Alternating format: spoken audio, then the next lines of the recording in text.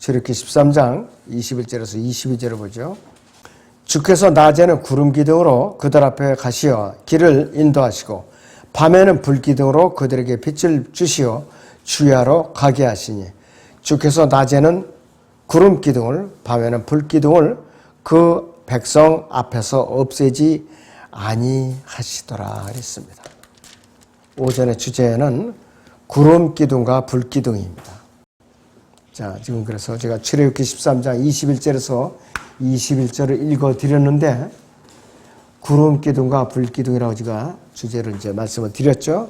출애굽 당시에 이스라엘을 광야로 인도했던 구름 기둥과 불 기둥은 예수 그리스도의 예표예요. 예수 그리스도의 예표.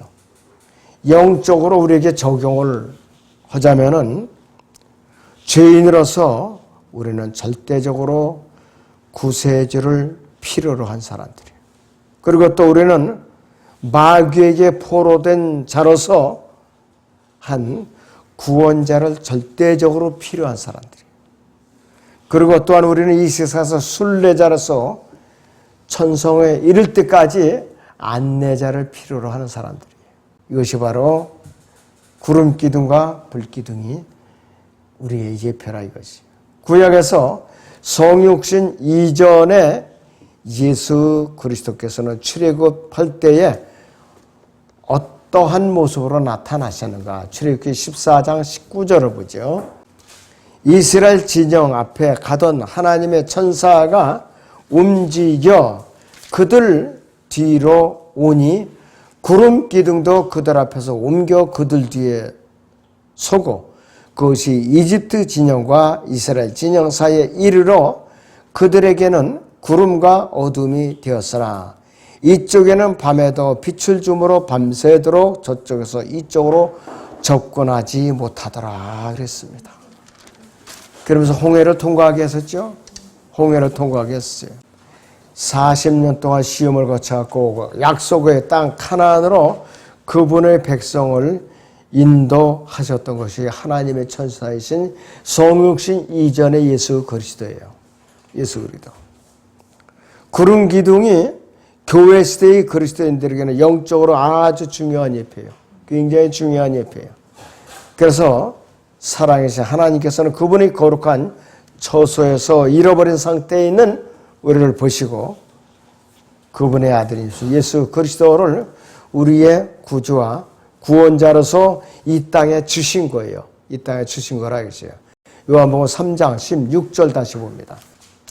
하나님께서 세상을 이처럼 사랑하사 그의 독생자를 주셨으니 이는 그분을 믿는 사람은 누구든지 멸망하지 않고 영생을 얻게 하려 하심이니라 했습니다. 예수 그리스도를 믿는 자는 누구든지 멸망하지 않고 영원한 생명을 얻게 하려고 하심이라 그랬어요. 또한 자 하나님께서는 성령님과 그분의 말씀을 우리의 안내자를 우리에게 주셨어요. 자 요한복음 16장 13절에 그러나 진리의 영이신 그분이 오시면 그랬어요. 진리의 영이신 그분이 오시면 즉 성령이 오시면 그 뜻이에요. 너희를 모두 진리로 인도하시리라.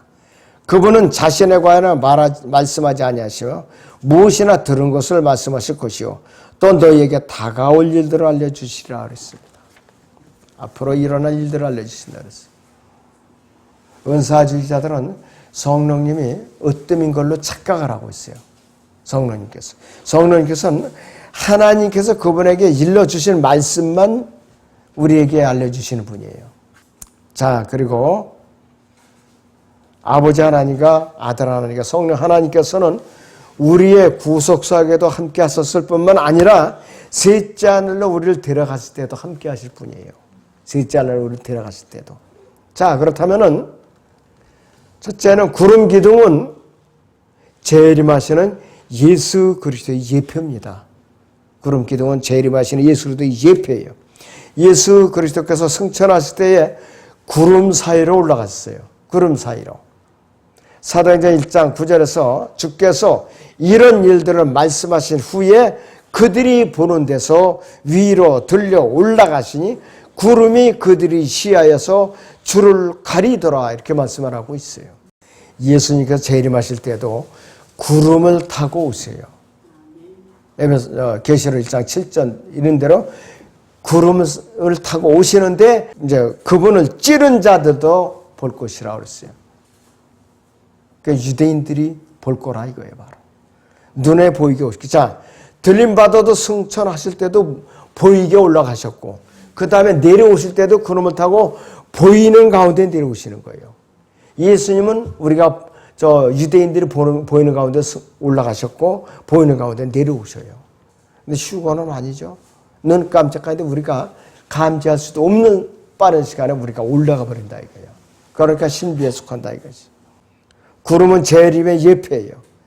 그런데 비는 또 하나님의 은혜라 이것이. 예수 그리스도께서 그분의 몸인 교회를 데려가시기 위해서 다시 오실 때에는 모든 눈이 그분을 보느냐 아니에요.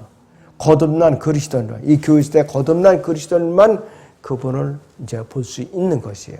그러니까 신비라고 부르는 것이. 자, 비밀스럽고 은밀하기 때문에 이 땅 위에 있는 소위 말로만 그리스도인이라고 자백하는 엉터리 그리스도인들은 전혀 모르고 이 땅에 남는다 이거예요. 쏙 빼갖고 그리스도인들만 빼 올리신다 이거지. 그래서 바울은 고린도서 15장 51절에 53절에서 그리스도의 몸을 데려가시기 위한 비밀스러운 나타나시는 오직 구원받은 그리스도인들에게만 해당된다고 얘기하고 있어요. 그래서 이 고린도 전서 15장 51절 53절은 기록된 예수 그리스도의 공중 재림은 세상에 공개적으로 보이도록 드러나는 것이 아니에요. 비밀스러운 나타남이라 이것이요. 그래서 위대한 신비라고 얘기하는 것이요. 이 땅에서 1000년 동안 통치하기 위해서 또 그분을 거부한 사람들에게 나타나기 위해서 구름을 타고 오시는 것이 아니라 눈 깜짝하는 순간에 발생하는 엄청난 사건이라 이것이에요. 엄청난 사건. 우리 눈 조리개가 16분의 1 내지 25분의 1초라고 그래요. 사진 찍을 때 착하닥 하는 거. 그런데 휴거하는 그 순간은 우리 눈 조리개 깜짝거리는 속도는 비교도 안 돼요. 그러니까 감지를 못하는 거예요. 세상 사람은 눈에 안 보여요. 어떻게 빠른 속도인지. 그 순간에 우리 몸이 순간적으로 변하는 거예요. 그러니까 피가 쏟아지죠. 아픈 걸 느낄 시간적인 겨를이 없어요, 우리가. 여러분들 수술하는데 수술칼을 대는데 의사가 무식하고 그냥 고기 쓸듯이 마취를 안 한 상태에서 그러려면 다 죽어요. 그런데 우리는 마취 수술도 필요 없어요. 성령님께서 수술칼이에요. 우리를 피를 싹 빼내고 예수님과 같이 영적인 몸과 이제 뼈로서 변화시키는 거예요. 그래갖고 끌어올리는 거라 이것이. 수많은 사람들이 끌려올라가는 것이.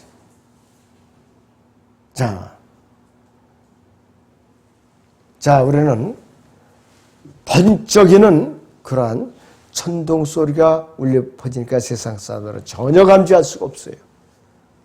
우리 그리스도인들은 알아요. 호령과 천사장의 음성과 하나님의 나팔 소리, 뇌성병력이 퍼진다. 이 세상 사람들에게는 뇌성병력으로만 들리지 아무것도 보이지도 않고 음성도 안 들리고 그렇다 이거예요.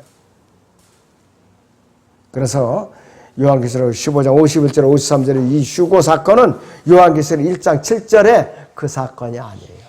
전혀 아니다 이것이. 자, 스가랴서 12장 10절을 보죠. 또 내가 다윗의 집과 예루살렘의 거민들을 위해 은혜와 간구의 영을 부어주리라. 그러면 그들이 찔렀던 나를 쳐다볼 것이며, 요한계시록 1장 7절이에요. 그들이 그를 위하여 애통하려니 마치 어떤 사람이 자기 위아들을 위하여 애통한 것 같이 할 것이요. 그들이 그를 위하여 비통에 잠기리니 마치 어떤 사람이 자기 처자들을 위하여 비통에 잠기듯 하리라 그랬어요. 그들이 찔렀던 나를 볼 것이며, 개혁성경에는 그들이 찔렀던 그를 쳐다볼 것이며 이렇게 고쳐놨어요. 그러면은 신약의 예수 그리스도가 구약의 여호수아라는 말을 갖다가 부정하는 거예요. 여호와라, 구약의 여호와라는 뜻. 구약의 하나님이라 이거예요, 바로. 요한계시록 1장 7절을 보세요, 여러분들. 보라, 그가 구름들과 함께 오시리니 모든 눈이 그를 볼 것이며 그를 찌른 자들도 볼 것이요 또한 땅의 모든 족속이 그로 인하여 애곡하리라. 그대로 되리로다. 아멘. 그랬어요. 그를 찌른 자들. 누구냐? 유대인들이라 이거예요, 바로. 그래서 스가랴서 12장 10절이나 요한계시록 1장 7절에 그를 거리는 누구냐? 바로 예수 그리스도를 말하는 것이요. 이 요한계시록 1장 7절이나 스가랴서 12장 10절에 나타나심은 누구냐 이것이 예수 그리스도를 거부하고 갈보리 십자가 못 박았던 자들에게 나타나는 장면이라 이것이요, 바로. 침례인 요한의 때에 공개적으로 나타났을 것처럼 앞으로 십자가에서 그분을 찌른 자들에게도 이분께서 예수님께서 공개적으로 눈에 보이게 나타나시는 거예요. 자, 하나님께서 주관하시는 역사는 항상 반복이 되고 있어요. 항상 역사가 반복되고 있어요. 자, 그런데 하나님께서 역사를 수없이 되풀이할지라도 아담 안에서 타락한 인간은 어떻게 되느냐? 역사를 통해서 아무것도 배우지 못해 금방 망각으로 금방 잊어버려요. 또 여러분들 어떤 일이 있었어요. 10년만 지나봐요. 또 까맣게 잊어버려요. 그러니까 하물며 몇천 년이 지나봐요. 언제 그런 일이 있었더냐. 그렇게 되는 거예요, 바로. 그래서 어떠한 교훈도 배우지 못한다 이거예요. 그러니까 마귀가 이러기가 참 편해요. 자꾸 사람들이 잊어버려지니까. 예를 들면 예수 그리스도께서 초림하셨을 때에 그 당시에 팔레스타인의 권력을 잡았던 그 자가 누구냐? 로마 제국이에요.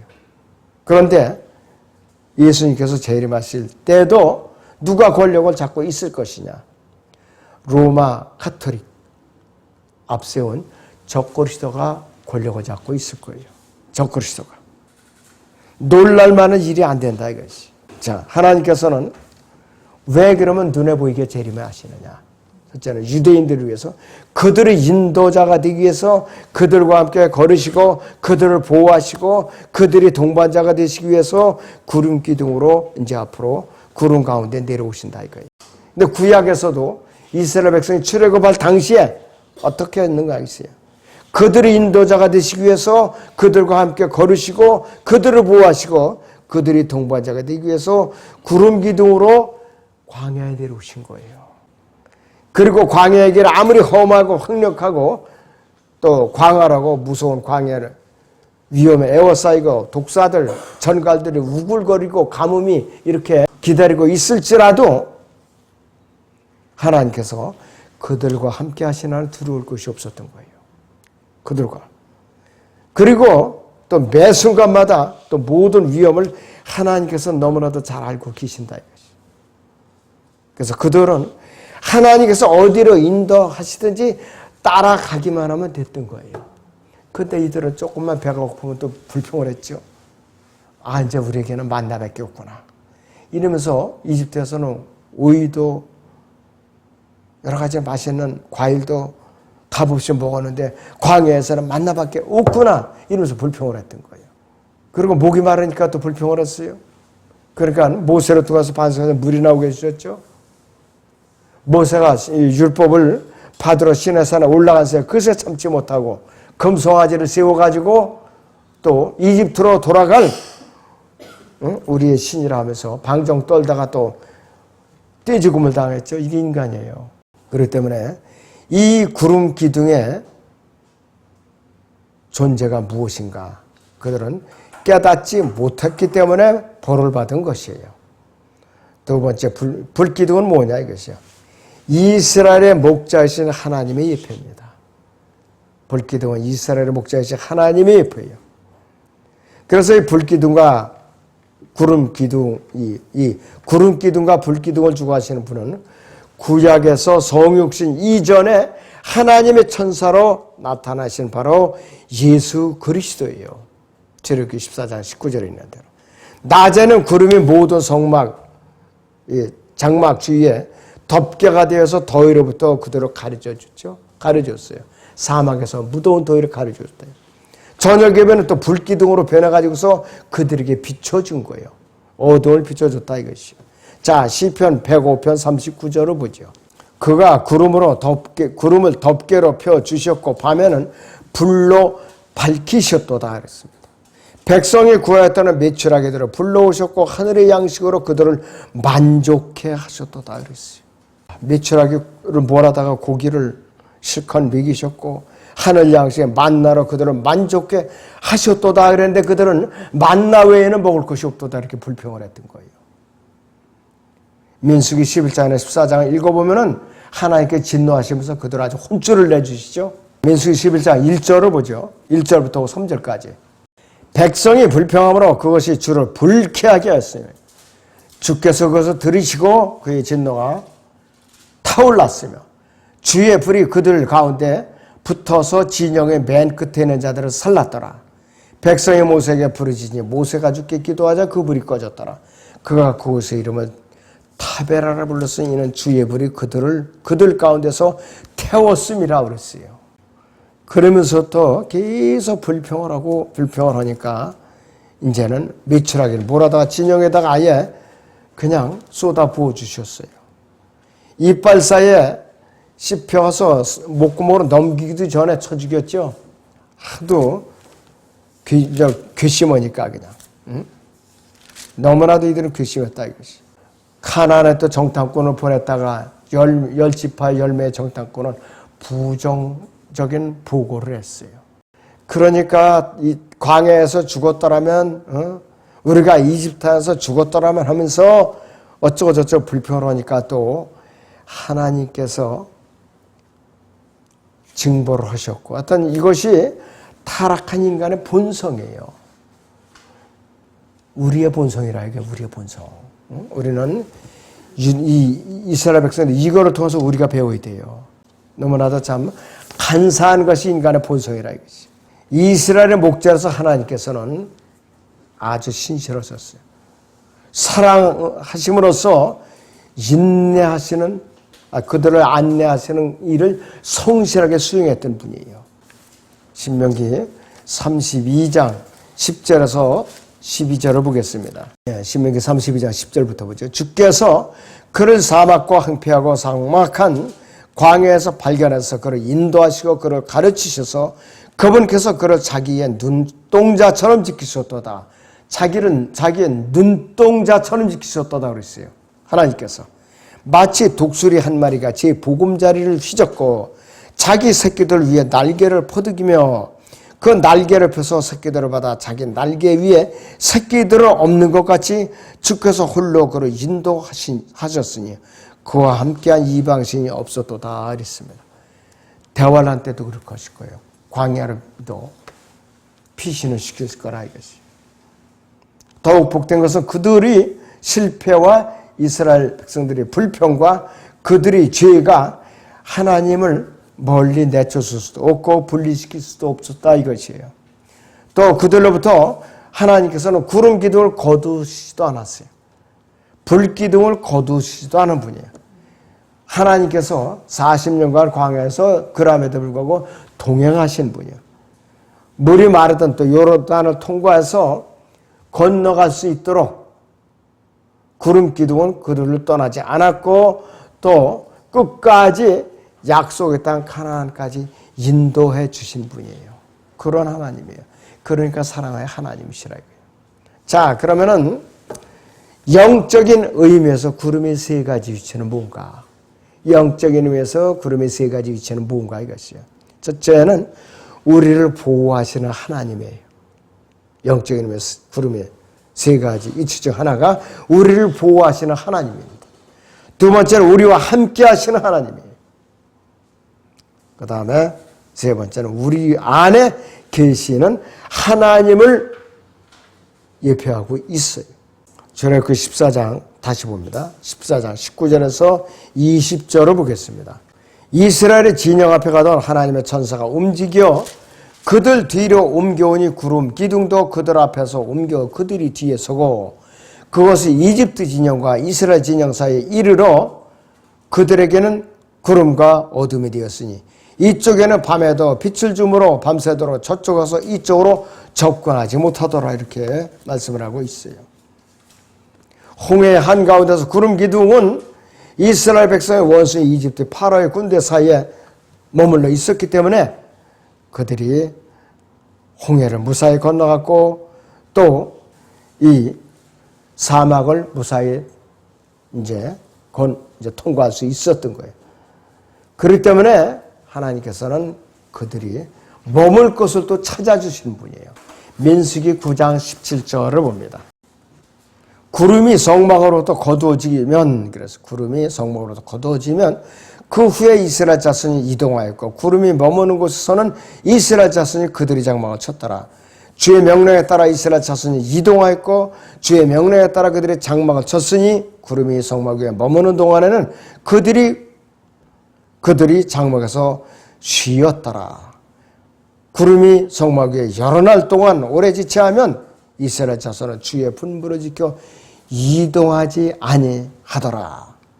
구름이 성막 위에 며칠 동안 있었을 때에도 그리하였으니 주의 명령에 따라 그들이 장막에 머물렀으며 주의 명령에 따라 그들이 이동하였더라 했습니다. 이 시대에 우리 그리스도인들이에요. 주님께서 인도하시면 우리는 그대로 즉시 명령에 따라 이동하고 주님께서 머무르라 하면 우리는 머물러 있어야 되는 것이에요. 영적으로 주님께서 우리를 영적으로 진격하라 하면 진격하고 머물러 하면 머물러야 되는 거예요. 우리가 앞서 나가면 안 된다 이것이. 그래서 주 하나님께서는 광야에서 이스라엘의 인도자였고 그들이 왕이셨어요. 왕이셨다 이것이.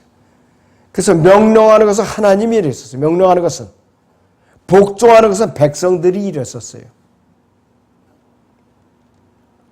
주 하나님께서는 진정한 광야에서 이스라엘 백성의 목자였었어요. 그들은 주 하나님의 양들이었었어요. 그리고 구름 기둥과 불 기둥으로 삭막한 사막을 건너서 이스라엘 백성을 인도하신 주 하나님께서는 그들을 홀로 내버려 두신 적이 없었어요. 출애굽기 40장을 보죠. 36절에서 38절을 보겠습니다.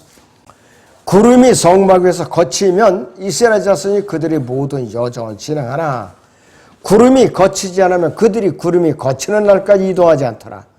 낮에는 주의 구름이 성막 위에 있고 밤에는 불이 그 위에 있어 그들이 모든 여정을 통하여 이스라엘의 온 집 앞에 있더라 그랬습니다. 이것은 바로 이 시대에 그리스도인들이 몸 안에 내주하시면서 주야로 매 순간마다 성도들을 인도하시는 성령의 인도하심의 예표예요. 바로 주 하나님께서는 교회 시대의 그리스도인들에게 그분의 영이신 성령과 말씀을 우리에게 주셨어요. 사막을 건너 이스라엘을 인도하신 주 하나님께서는 교회 시대의 사막 같은 그 고난의 날들이 끝날 때까지 우리가 들림받는 그 순간까지 그분의 영이신 성령과 말씀이 우리에게 어떤 역할을 하느냐, 광야에서 이스라엘에게 주셨던 구름 기둥과 불 기둥의 역할을 하시는 거예요. 지금 성령과 말씀이 우리에게 주신 성령과 말씀이 우리에게 구름 기둥과 불 기둥의 역할을 하는 거라 이것이요. 그 빛 가운데서 우리는 무사히 그리고 안전하게 걷게 될 것이고 하나님께서 끝까지 동행하시면서 들림받는 순간까지 우리를 보호하신다 이것이요. 여러분들 구름 기둥과 불 기둥의 의미 이 시간을 통해서 잘 숙고하시기 바랍니다. 기도하겠습니다.